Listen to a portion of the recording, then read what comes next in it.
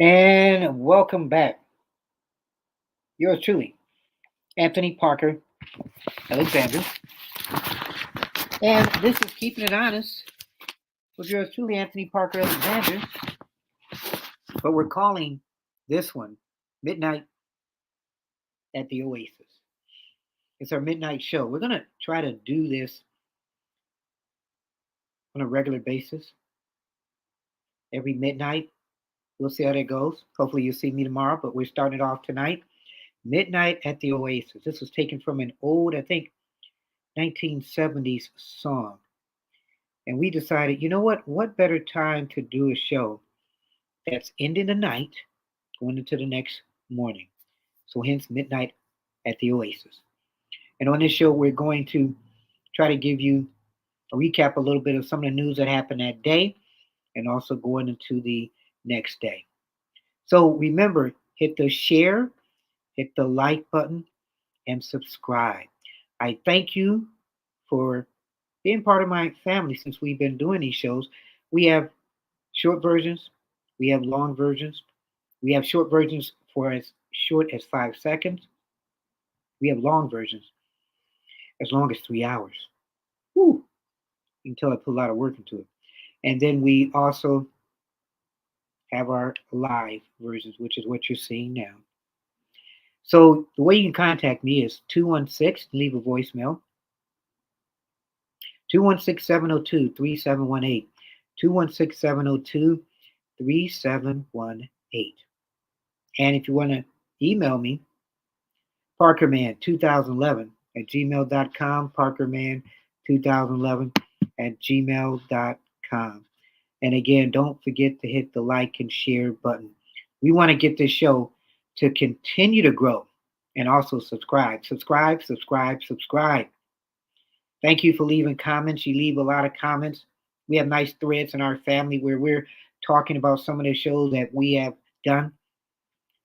We try to get both sides of the story. We don't just do the left side. We just don't do the right side.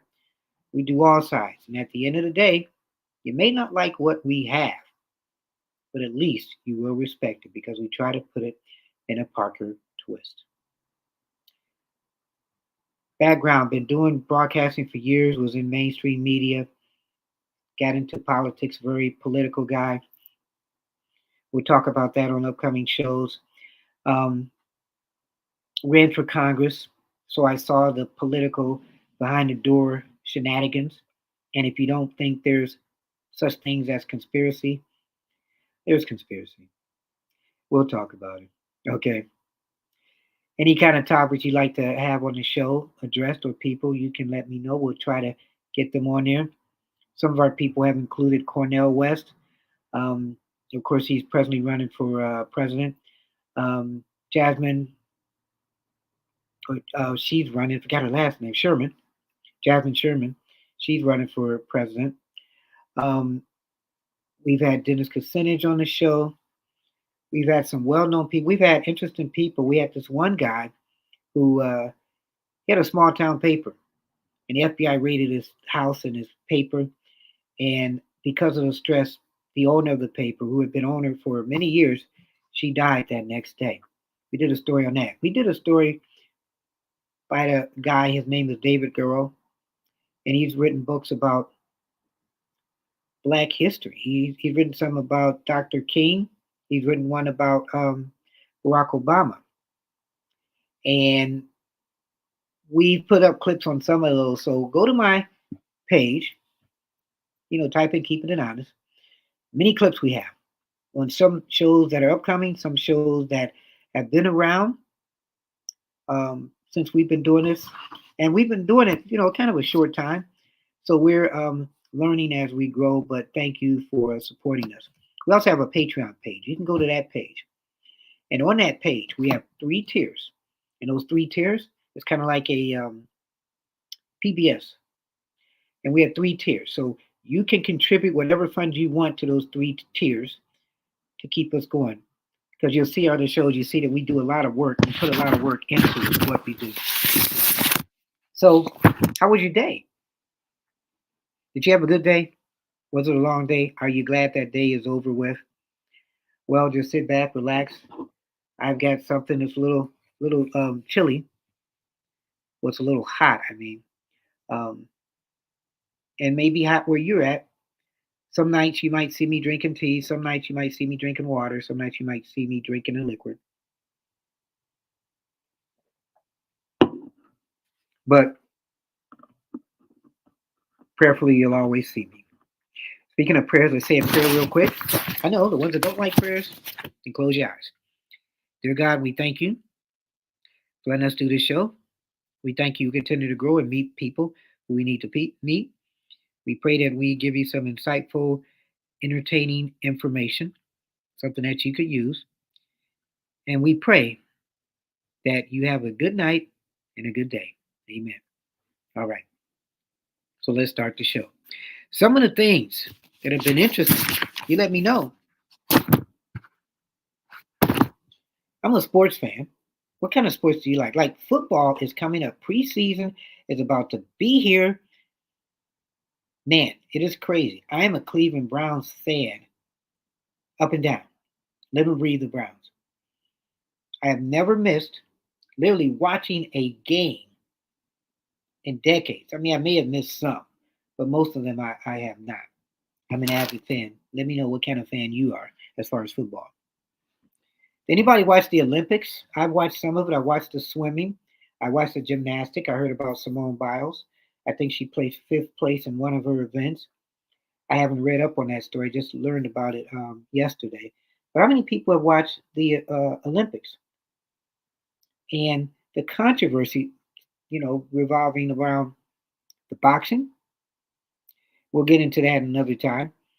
And also the opening ceremony. And what about the basketball players?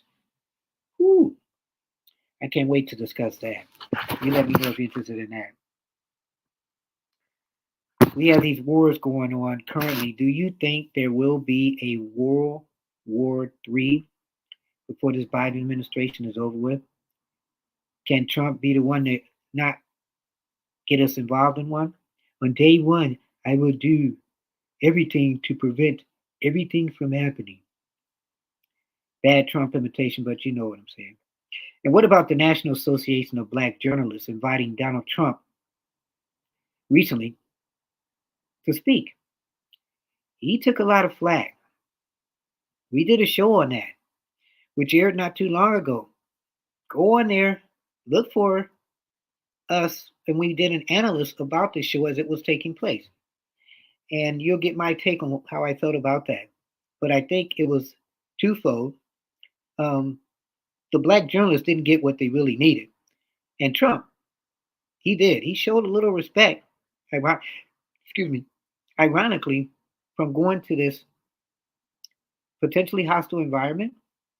He also went to a libertarian conference and he spoke there. And most of the libertarians, they don't really support Trump, but he came there. He's not afraid of anything, whether you hate him or like him. He just does his own thing. And you got to give him credit for that. But of course, there are laws and you have to go by the laws. But some people say laws are meant to be broken. And when you're politicians, how many are out there really that should be in jail, that are, or should be not in office? I tell people, if you don't like who's in office and you didn't vote, you got nothing to say. But if you did vote and you don't like it, who's in office, either you run or you get somebody else to run. That's where and how a movement starts. So I want to talk about coming up real soon, Kamala Harris, whether you like her or not, she is going to be picking her vice presidential candidate.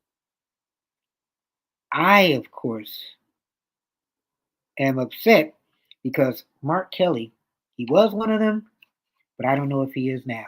So I'm going to read this because coming up maybe in some hours, she will pick her VP president candidate. So I'm going to read this. This is right off of Reuters. And it says Kamala Harris's running mate narrows. So before I read that, I want to tell you about the history of this. I tell you, doing a live show and trying to get all the news is very interesting. And we're only going to be on for a short time. So I'm going to try to get as much news as I can. But I'm going to tell you a little bit about Kamala Harris's day the past weekend and her style and how she's got to pick a presidential candidate. So it says the vice presidential candidate, well, right now she's presidential candidate, but Kamala Harris likes to take her time with decisions. However much data she has, she tends to ask for more. So she's always asking for more. She does it over and over and over again. And then she'll check again to see if it's more data that she can use. So heading into the weekend, she said, okay, this is Sunday. I have got to meet with these candidates because this will shape my campaign and the Democratic Party and my potential presidency and the country. And I just don't have the time.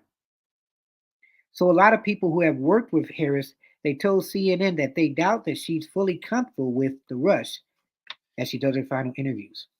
She's only got like a couple days, really, now maybe one day, because the convention's coming up. She's going to have that person before the convention. So now she says she's going to have it Tuesday, which is technically today. So they agree, her people, they're trying to limit her opportunities for the kind of pitfalls that have plagued her in the past. So they said, you got to have a structure for Kamala. It's going to be like a European style election, she says, because she's kind of like going to an all you can eat and she has to hurry before it closes. So she's got all these people. She's trying to pick which one fills her appetite. And then when she's full, pay for it, and then she's done. Okay? So you think about this, the vice presidential candidates, they usually are, afterthoughts. People don't really care, except for this year. And who did Donald Trump have? J.D. Vance. J.D. Vance, very controversial. He's talking about the moms and the babyless families, the adultless, the childless families. He's taking some flack a little bit, where even Don is saying, well, I didn't really think about that on certain things. When you want a running mate, you kind of want them to be quiet, or you want them to be a pit bull. And you want them to be the kind of person that if something happens to me, they can take charge. So unfortunately, let's go back to Donald Trump and the assassination attempt. If he was president, he got assassinated, unfortunately. Wow. Would J.D. Vance be that person? I think J.D. Vance, besides being a flip-flopper, he has said, you know what? I looked at it one way and Donald Trump changed my mind. So at least he kind of admitted it, but did he admit it because he wants to be that vice president? Who knows? So J.D. Vance, some people are thinking maybe Donald shouldn't have picked him. And I was surprised because I ran for Congress when he was running for office, and he wasn't even in town. He came to town, got the backing of Donald Trump, and there you go. So he's learning, but this going back and forth calling each other's names, we don't really need that. So as we go back tomorrow, Kamala is going to be on stage with her VP candidate that she only really got to get together with yesterday. So you look at that, Sunday. She had the people at her house. She interviewed them and everything. And Tuesday, you're going to have picked that person.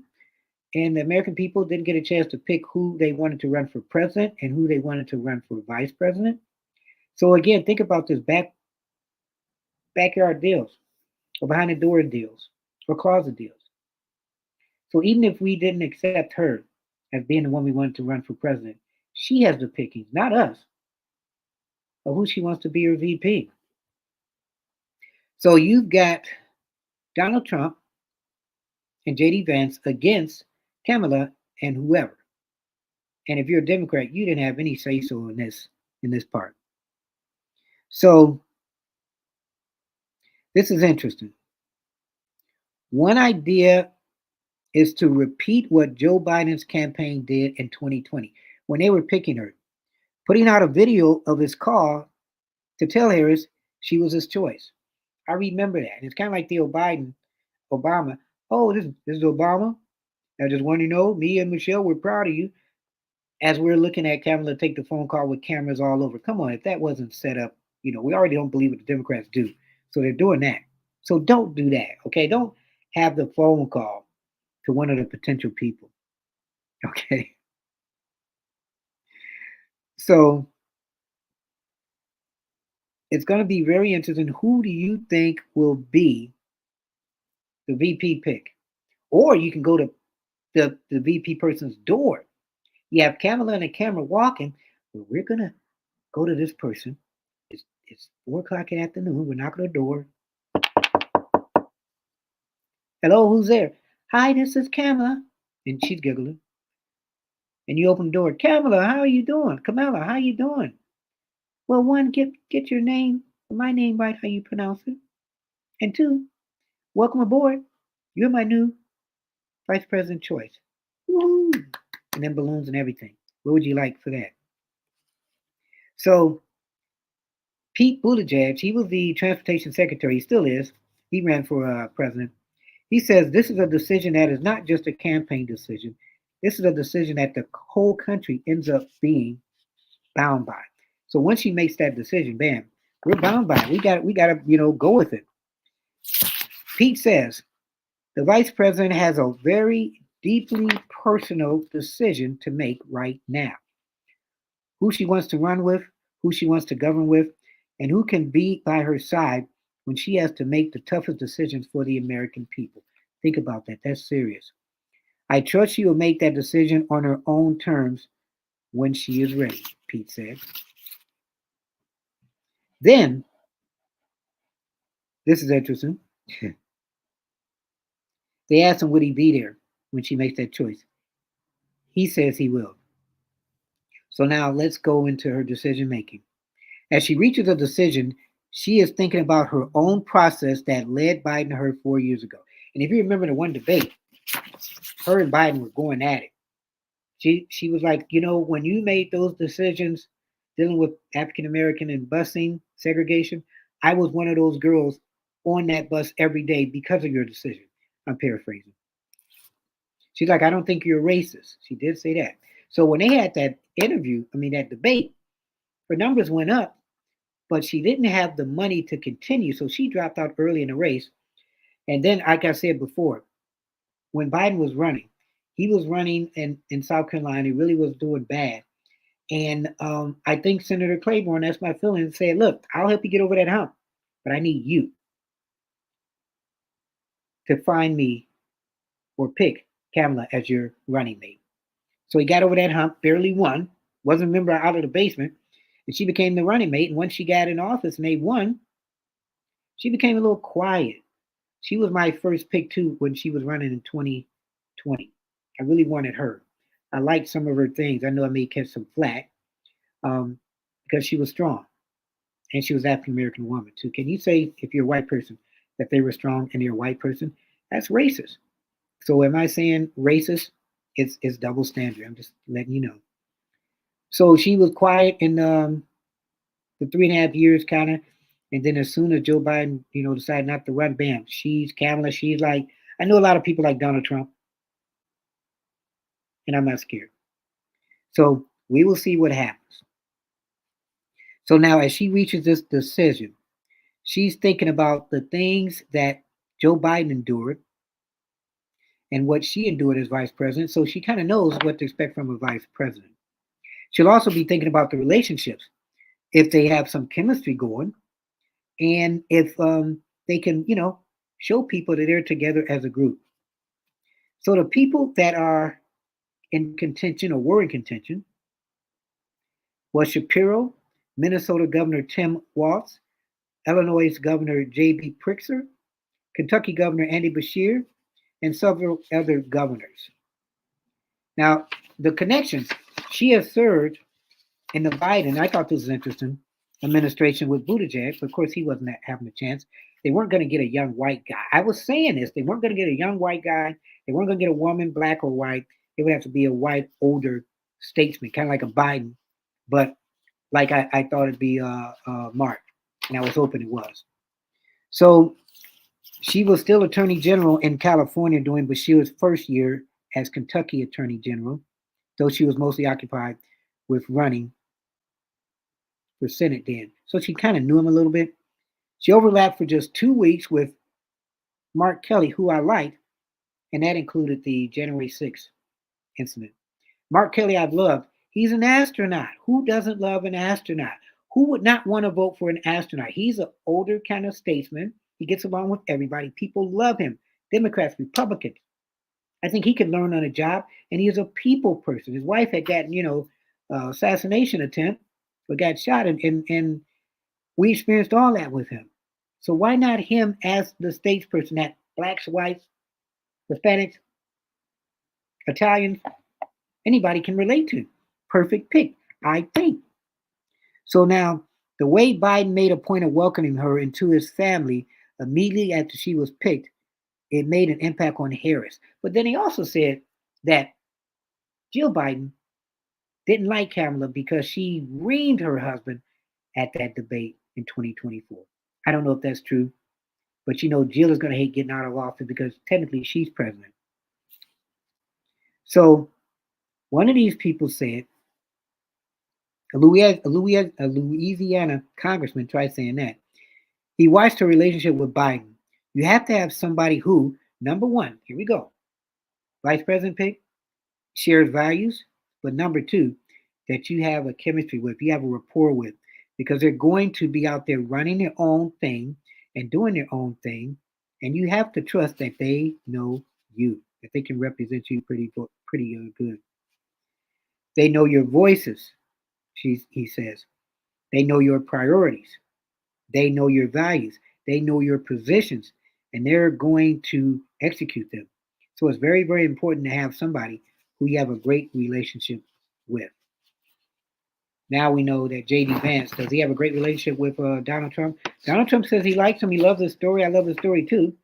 But would he be a great running mate? Only time will tell. Excuse me. You're watching Midnight at the Oasis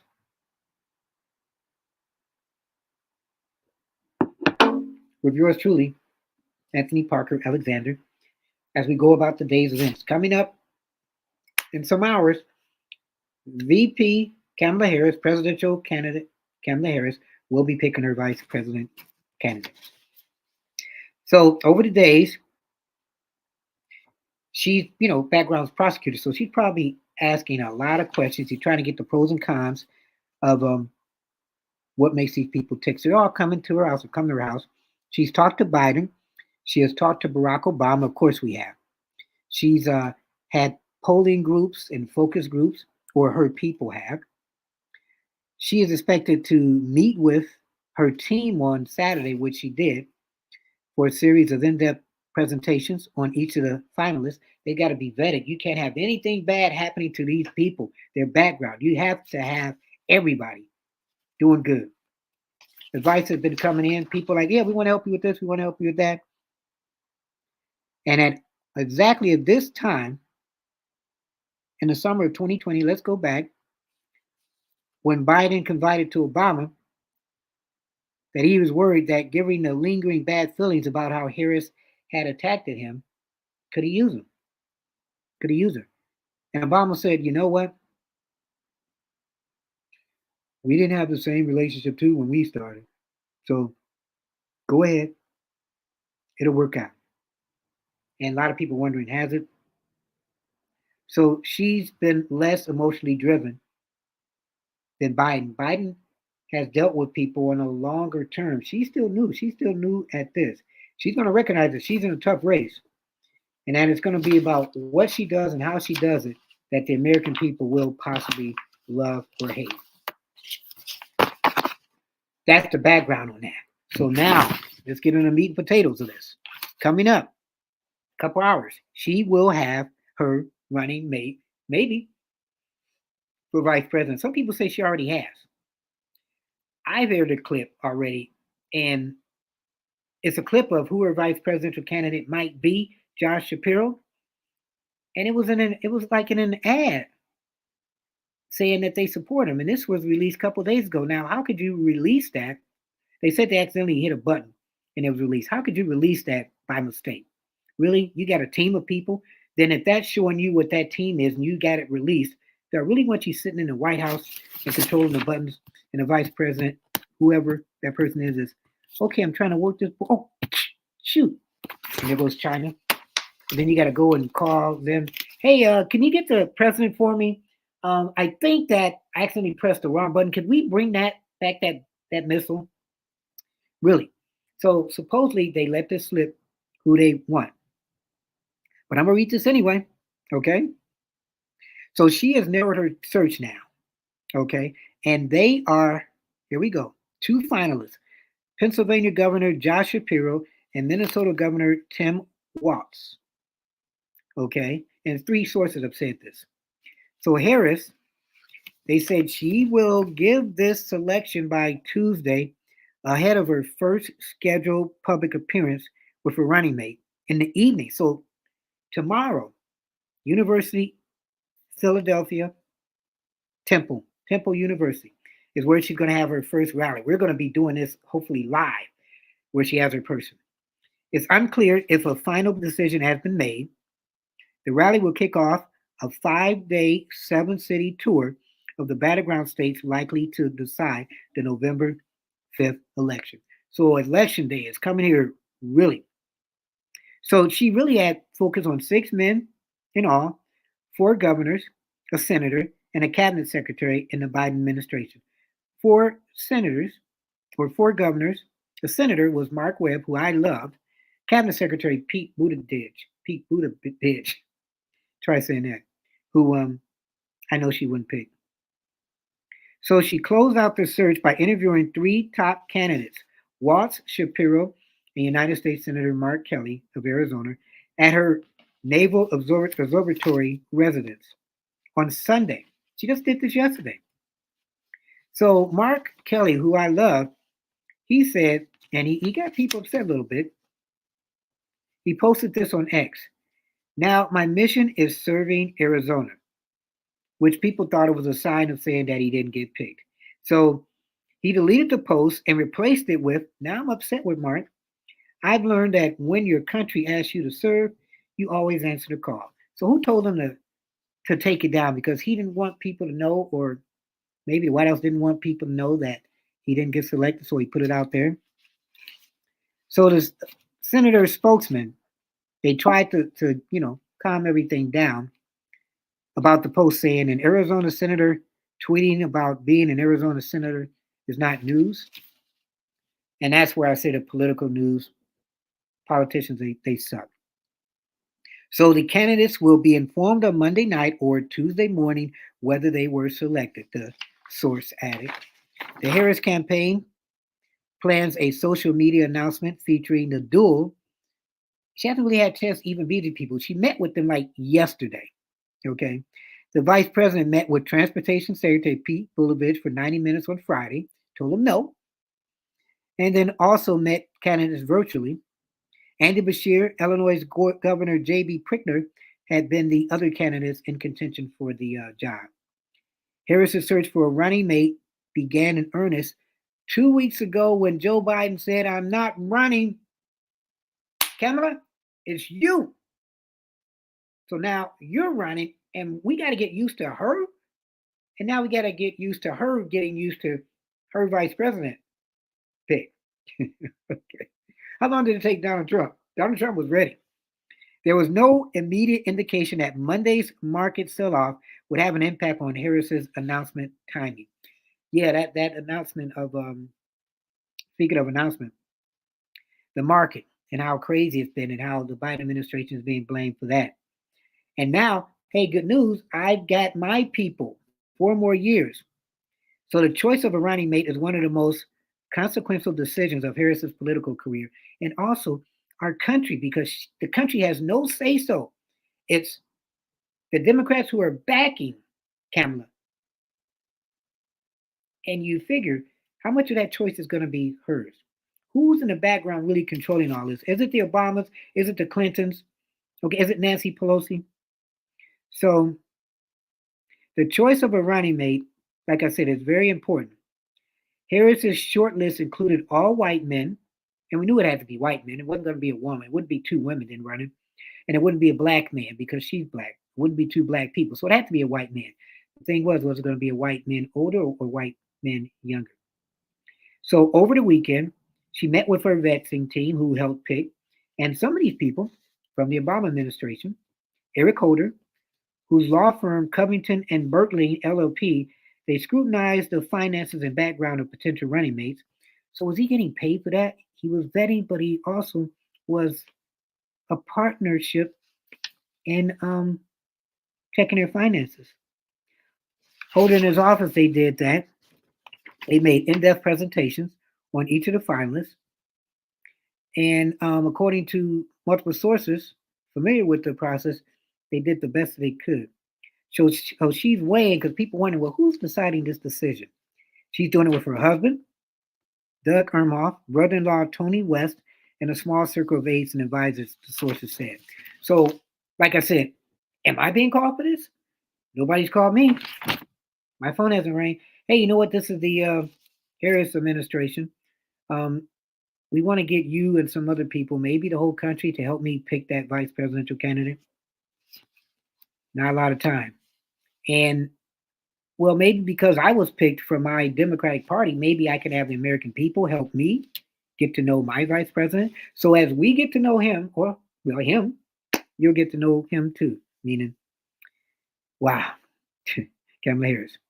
7 cities, 5 days. I'm just tired of thinking about this. So these are the places they're going to tour. She's picking a guy, and then they're off and running. They're going to Philadelphia, Pennsylvania, Eau Claire, Wisconsin, Detroit, Michigan, Durham, North Carolina, Savannah, Georgia, Phoenix, Arizona, and Las Vegas, Nevada. And they will hold rallies in each location along the 4, which will include college campuses. That's going to be interesting. Historically black universities. Where were you, Cornell West, when I talked to you about going to some of those? Union halls and restaurants. And over the weekend, they launched a program to persuade Republicans. Now they're going out to Republicans. Okay. And it's called, let me see if I can get this right, Republicans for Harris. They'll hold kickoff events in the battleground states of Arizona, North Carolina, Pennsylvania, and other places. And that's Monday. That's today, for tonight. So she got another union endorsement, and this is from hospitality workers who say that she's been great at delivering for union workers. Wow. So there you have it. So what's on the ticket for today? Well, yesterday, Sunday, well, 2 weeks ago, Kamala's in the office with Joe Biden saying, well, Joe, you got to get up. I'm trying, Kamala. I'm trying. Let me get something real quick. Let me hold up 1 second. I'll get something before we do the press conference. And you're on, President Biden. Thank you, everybody. Thank you, world. So they did that. He decided to step down. He endorsed Kamala. Democratic Party went crazy. They said, okay, we're not going to pick people to run. We've already got that money. That money we should keep, because if we try to pick somebody else in the Democratic Party, we got to start from scratch and we're going to lose. So let's go with Kamala. Excuse me. Got me all choked up. Do we have anybody helping us out? Who's endorsing? Where's Obama at? We can't get Obama? Shoot. Okay. Let's talk to Obama. Let's tell him that if he endorses her with us, we'll be able to have him do his 4th term. He'll be able to be the puppet that's controlling her, just like Biden. So he finally does. And some people say he didn't want to, take away the excitement of Kamala. The Obamas, just relax, okay? To me, you're not as important to black people, American people, as you used to be.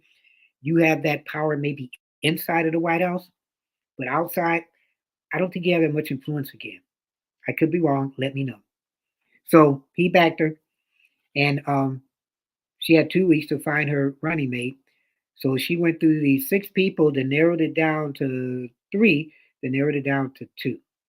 I'm not a fan. Josh Shapiro, I think, is a young guy. And really, when you pick a candidate to be a VP, and you're trying to pick it from a state that you're trying to win, Doesn't happen really. You don't get that much of a gain. How many of these people who have been picked? So does what's his name? JD Vance from Ohio. Does that mean he's going to get Ohio? Trump, he gets Ohio anyway. So why pick him? So whatever you're trying to get at as far as getting Shapiro, and there are some criticisms going on about Shapiro, which we'll talk about if he's the one. Everybody's got to be vexed, and everybody got to take the good and the bad. Even Kamala Harris now. Some people saying she wasn't fully vexed. We're going to do some stories on that, so stay tuned for that. So tonight, jam packed.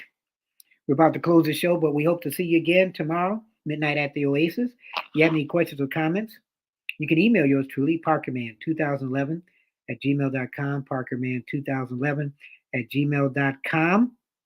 You can text me, 216-702-3718, 216-702-3718.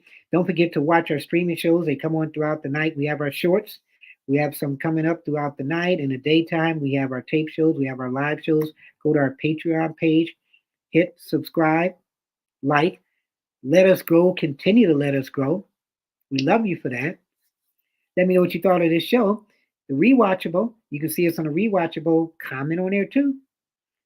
We're going to try to do this every night as best as we can at 12 o'clock, midnight at the Oasis. This is our Keep It Honest show. So again, hope you have a good sleep. Hope you have a good day. We will talk again tomorrow. We don't just keep it simple. We don't just keep it real. We keep it honest. I'm Anthony Parker Alexander, and God bless.